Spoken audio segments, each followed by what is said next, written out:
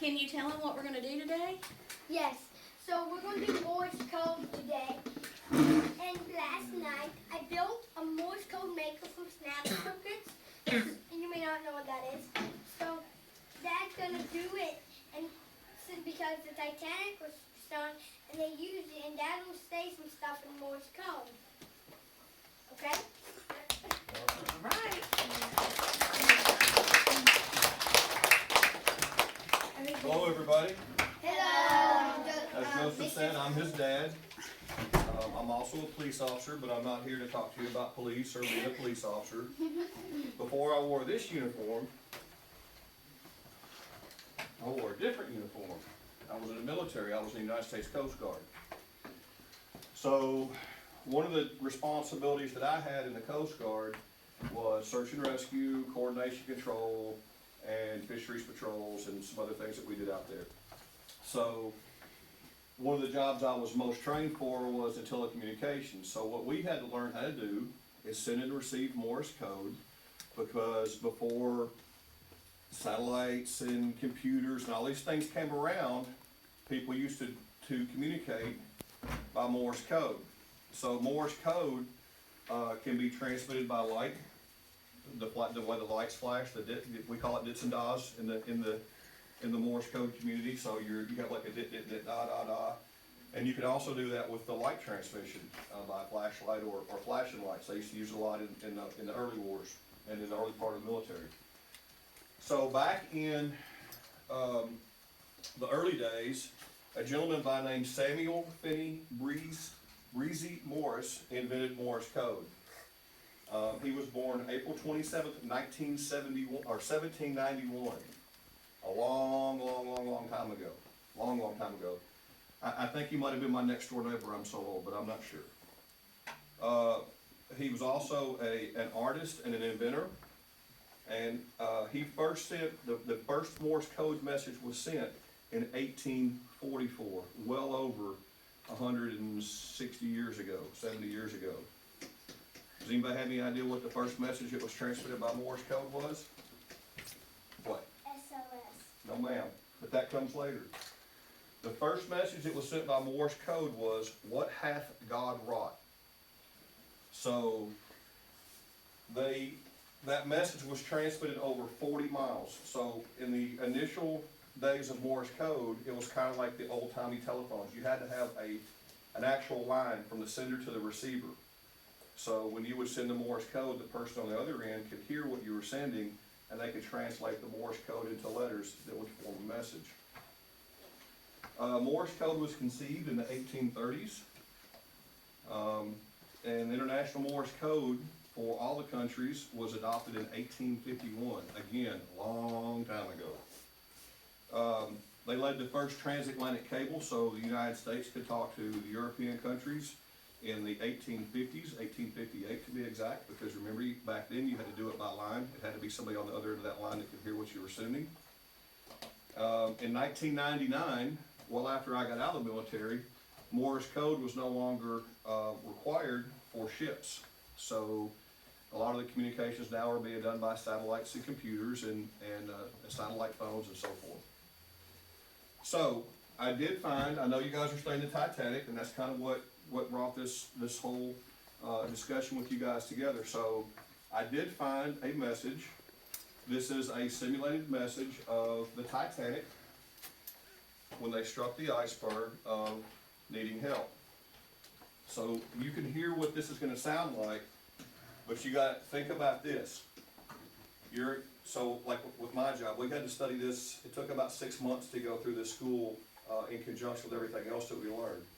So you've got a radio watchstander, a guy or a girl, sitting in this little cabin on a ship, and you're listening like what we would do. We would listen for distress signals from ships from anywhere that we could get the signal.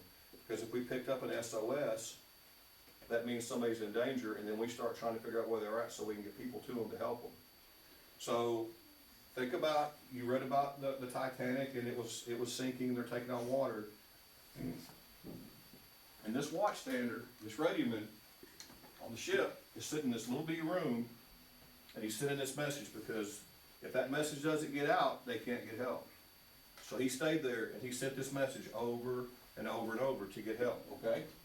So this is what it would sound like back then if you were listening to receive this message.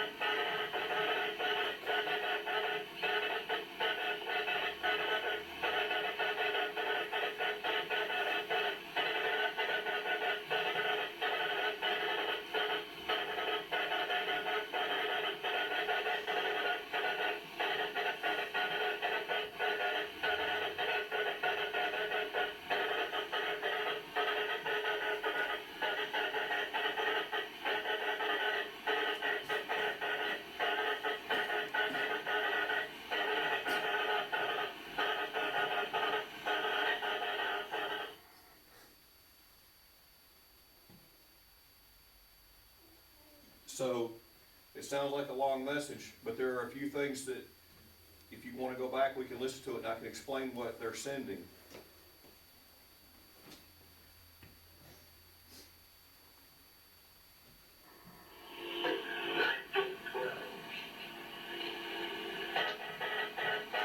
All right, it says it's a CQD. A CQD means come quick danger. That means that this is a distress call. So anybody who picks this up knows, come quick, we're in danger.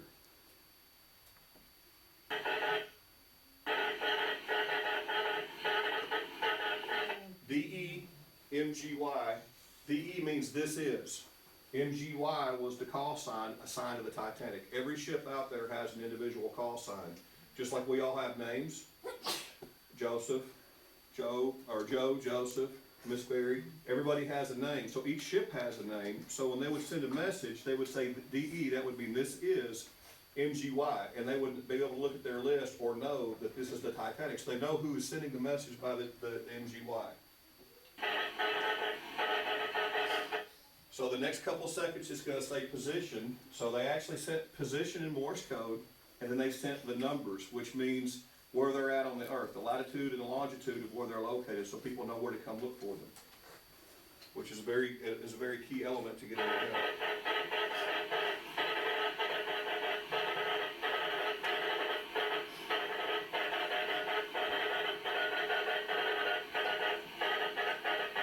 Sinking, DE.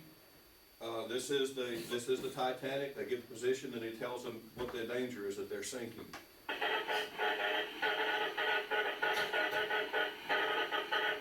He's telling the other operators that he's sending a message to that he probably can't hear them send anything back or respond to them because of all the noise of the ship around him.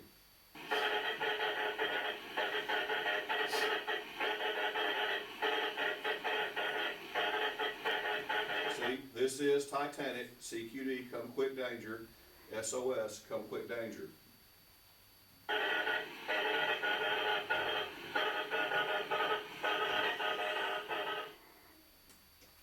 So a lot of people think SOS was the original call sign to get help. Like some people used to think it save our souls or save our ship. That's what it ultimately became to be. But because of Morse code, because of Morse code, you can hear how quickly and how fast the signals get sent and how much stuff is going on. So they came up with SOS, which was basically SOS was S is 3 short dots, O is 3 long dots, and then S is 3 more short dots. So it's dit, dit, dit, da, da, da, dit, dit, dit. And it kind of gets your attention because of the way that the letters come together when you send Morse code. And that would draw somebody's attention if they were just listening to people send regular messages. That's kind of like, hey, listen to me, there's a problem. So that's how SOS came to be. It didn't really start out as SOS, but it started out as a way to get people's attention. It would sound something like, get my right, haven't done this in 30 years, so the S, the O, and the S. So you could see, and somebody, when you're really excited, you would send it really fast. So they wanted to have some way to break that up so people could really get that that meaning of what's going on, because it's kind of like typing. You see people type really fast. Well, that's how we would learn how to send Morse code. We would put little headsets on in a little dark room, and they'd play Morse code at like 40 words a minute. And it was just a series of dots and dashes. And when you sit there and actually just close your eyes and listen to the code come in, you type the message out, then you get done and you read the message. So if you're really excited, it might sound like.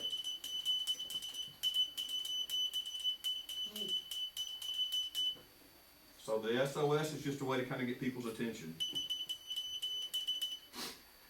So that's the way that came about. So as time has progressed and communications have changed, people can do it different ways now. They can send satellite messages, they can send computer messages, secure messages. So there's a lot of different ways you can get the messages out to the folks that need it. I'm sure there's a question somewhere. Yes, ma'am. Was that real on the TV? That was an actual reproduction of the original SOS message that was sent. So somebody had heard those messages, they did record them, and somebody saved that message, and then they recreated it so the clarity and everything, so you'd be able to hear it better. Yes, ma'am.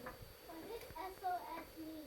So SOS could mean a couple of things. They used to say, depending on which country you're from or where you're at in the world, so some people thought it meant save our souls, and other people thought it meant save our ship. That's what it came to mean after the fact. So what they usually do is that that was to get your attention, and then it just transformed into the different meanings of what SOS could mean back then. Anybody else got a question? No? Miss Berry, you have anything? Any questions? No, I just think it's awesome. This is so interesting. Would you all like to try to learn Morse code and maybe make your own messages? I made one yesterday. You did. Would you like to do that? Yeah.